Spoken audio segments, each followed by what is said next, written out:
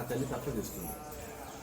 ఇక రెండవది, మహాపాపాలకి పరిహారం దర్శన మాత్రం చేతనే మనుష్యుని పవిత్రం చేసే నర్మదా నదీ తీరాన్ని చేరడం. త్రిభిః సారస్వతం త్రోయం, త్రిభిః సారస్వతం తోయం సప్తాహేనతు యామునం పునఃసద్యాతి గాంగేయం దర్శనాదేవ నార్మదం అని స్కాంద పురాణం చెబుతున్నది. అనగా సరస్వతీ నదిలో 3 రోజులు వరుసగా స్నానం చేస్తే పాపాలు పోతాయి. అదే యమునా నదిలో 7 రోజులు స్నానం చేస్తే పాపాలు పోతాయి. ఒక్కసారి స్నానం చేస్తే గంగలో పాపాలు పోతాయి.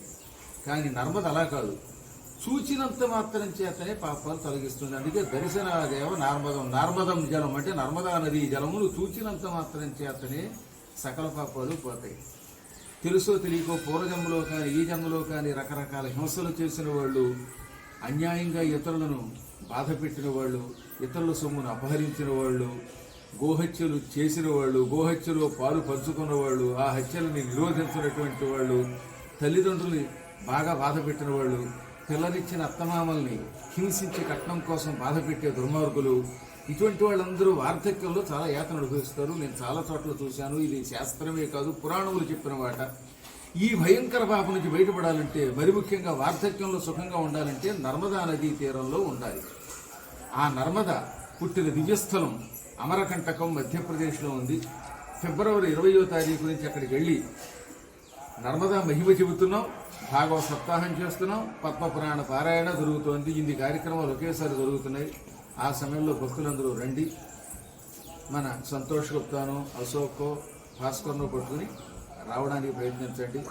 మళ్ళీ మళ్ళీ చెబుతున్నాం, ఆ కార్యక్రమంలో పాల్గొన్న తర్వాత, శ్రద్ధతో ఆ కార్యక్రమంలో పాల్గొన్న తర్వాత, చేయవలసిన కార్యక్రమాలు చేసిన తర్వాత మనిషికి ముందు అశాంతి తొలగిపోతుంది. అన్నిటికంటే భయంకరమైనది వార్ధక్యం. యవ్వనంలో ఉన్నప్పుడు ఏం పని చేసినా చెల్లిపోతుంది. మనిషికి వార్ధక్యమే అతి భయంకరమైనది. ఆ సమయంలో కళ్ళు కనిపించవు, చెవులు వినిపించవు, శరీరంలో అవయవాలండి శిథిలమైపోతాయి. ఇంట్లో వాళ్ళకు కూడా భారం అయిపోతుంది. భార్యకి భర్త, భర్తకి భార్య కూడా విసుగు కలిగిస్తారు.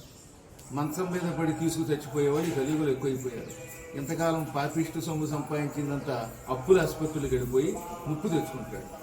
కాబట్టి ఆ స్థితి రాకుండా ఉండడానికి రేపు మాఘమాసంలో జరగబోతున్నటువంటి పవిత్ర కార్యక్రమం, అది మాఘం తర్వాత పాల్గొనం కూడా వస్తుంది. ఆ సమయంలోనే మాఘ పాల్గొనములు శిశిర ఋతువు.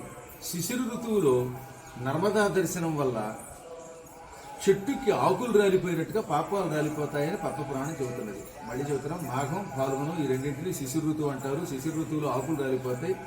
అందుకే శిశిర ఋతువులో అమరకంటక దర్శనం మరింత ఫలితాన్ని ఇస్తుంది.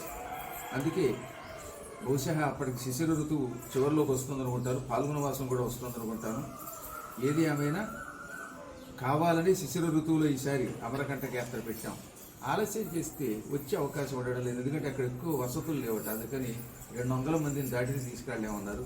మన భక్తులు చివరిలో వచ్చి గురువు గారు ఆయన తీసుకెళ్ళండి, ఆయన ప్రాధాయపడినా నేనేం చేయలేను కనుక శీఘ్రంగా స్పందించి రండి, అమ్మ అనుగ్రహం పొందండి. గోవిందా.